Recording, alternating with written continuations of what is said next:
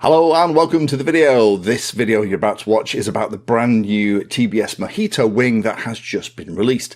Now I got sent mine probably about 3 months ago. This was one of the test pressings and myself and quite a few other people got sent them to play with for feedback. So TBS has been tinkering with the design, improving it since then, and the idea originally I think was to probably do a pre-order probably about November time, but they've held on until now so that it was absolutely perfect and ready for release. And they obviously feel that it is because it has now finally been released. And I'm really happy about that because I can actually show you these videos. I've made this one, I've built mine, and there's also a chat with some other pilots about what it's like to fly. I'll be releasing that content over the coming weeks.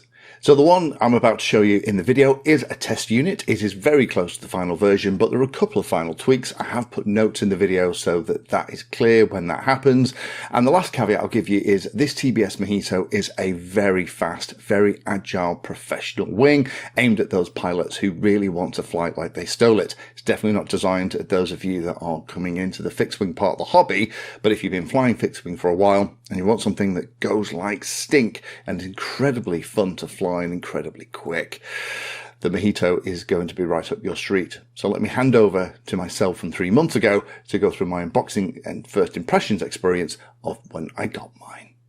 Hello and welcome to the video. This is a first look at something that's just been released today. This is the Team Black Sheep Mojito. Now I was made aware of this design by somebody back in late 2023, so it's been in the works for well over a year at this point.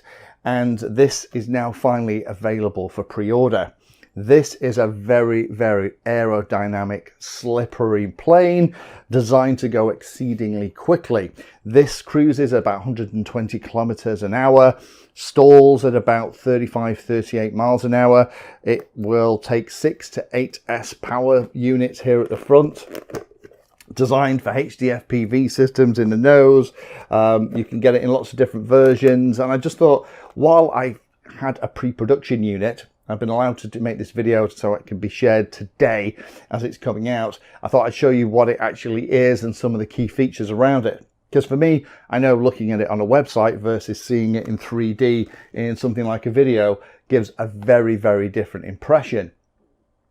So a big thank you to all of you that have been involved, and there's been quite a multitude of people involved in turning this from a 3D design on a computer into foam that I can hold and show you today. So thank you to every single one of you that have been involved in that, but particular to TBS for actually turning this into something that we can get hold of and fly. So before I do some of the unboxing, let me show you some of the cute things on here. Because it is such a slippery wing, you've probably noticed there are these flaps on the tops of each wing. These are actually air brakes, so these will slow it down, and they're actually needed because as well as being very slippery, it also has a nice glide slope, so it means that as soon as you put the nose down, it'll pick up speed. And you're going to need a reasonable amount of speed to bring it into land. So you need the air brakes in order to slow it down, to get it down in a reasonable size space. Available in a couple of different versions. The DIY and the kit version are going to be around the $290 to $200 mark. The Mojito electronics package, which I'll show you in a minute, that you can get is going to be about the $160, $180 mark. And the TBS Mojito PMP set is going to be around the $340, $360 mark. I haven't got the final pricing as I'm recording this. I'll be looking at the website today with you to look at what the final versions are. Some things I noticed straight away was there is a very nice finish to the foam. This feels like the foam that was in things like the earlier TBS wings. It has a very, very smooth finish. It's also why there isn't a CG bump underneath. They tried to keep it as slippery as possible.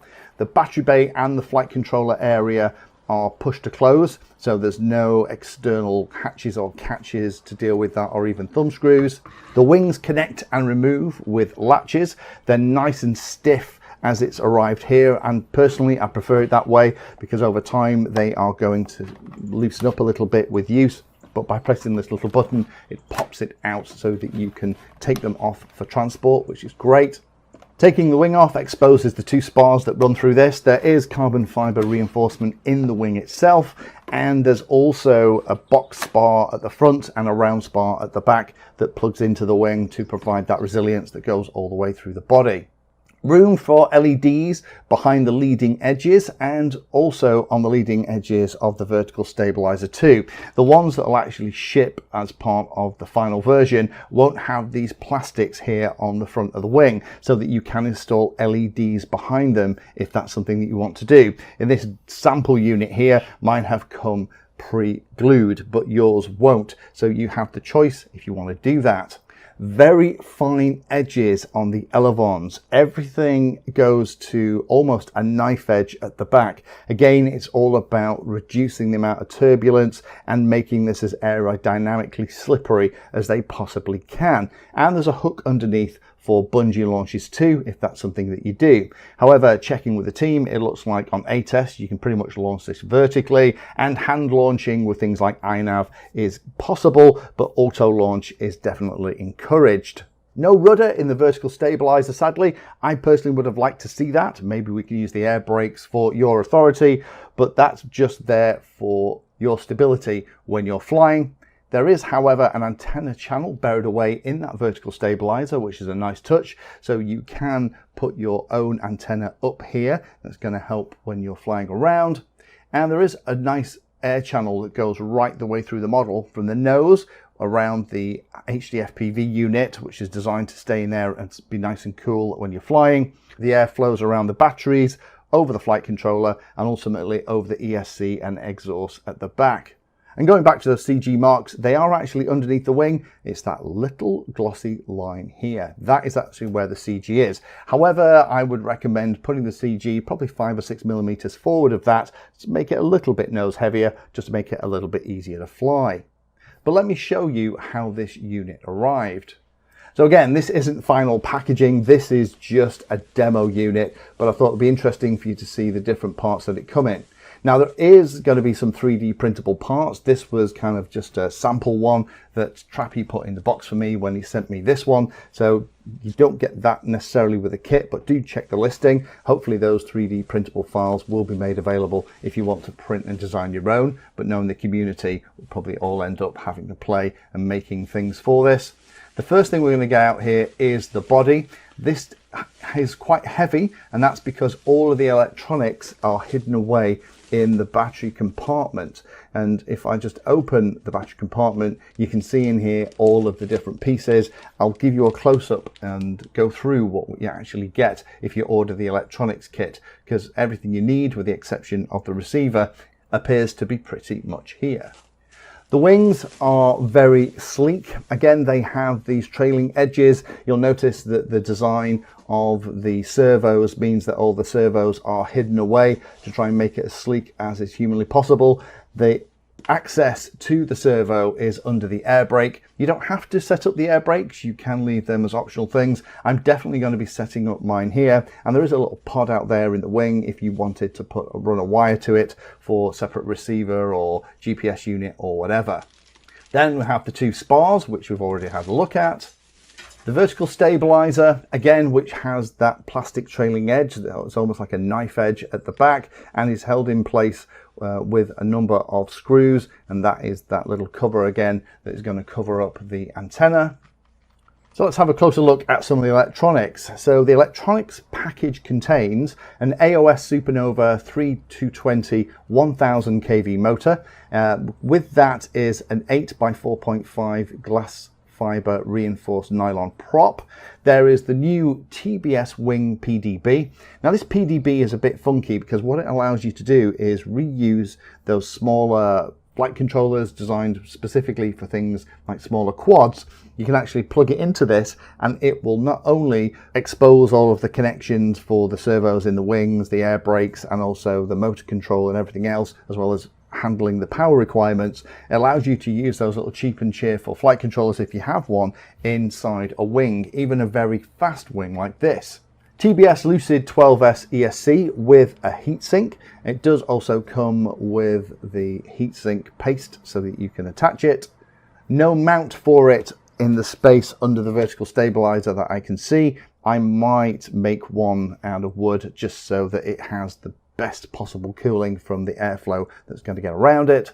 12S capacitors in the box as well. I'd recommend you fit those, and also a Lucid Freestyle flight controller. That flight controller is this one here, is that smaller version. There is a diff file that I've been sent, which is for iNav. I am going to build mine out and probably do a whole separate video on how to configure all of the different pieces. The manual, as I'm recording this, is currently still being written.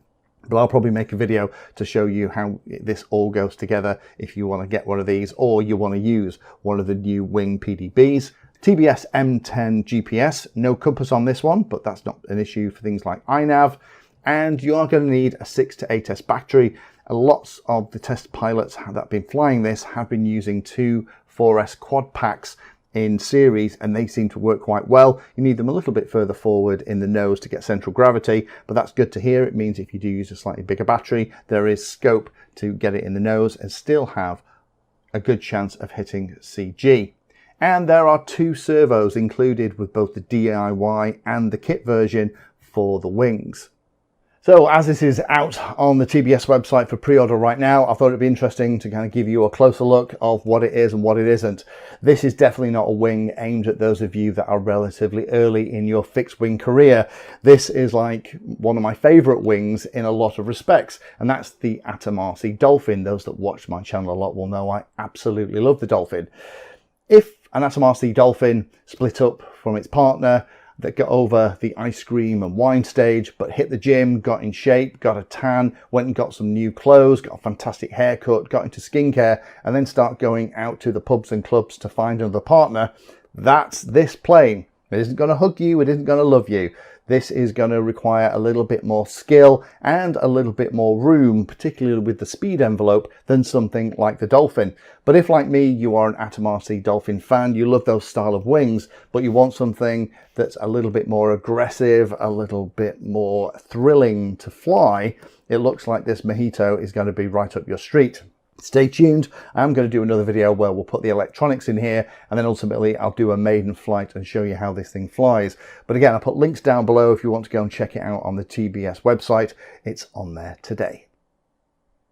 Thank you for watching my video. Check out the playlist, and adding Painless 360 to your search terms will help you find my content. If you haven't done so already, please hit the like and subscribe button. It helps a lot. You can support the time I spend here answering questions and helping others by using the links in the video description.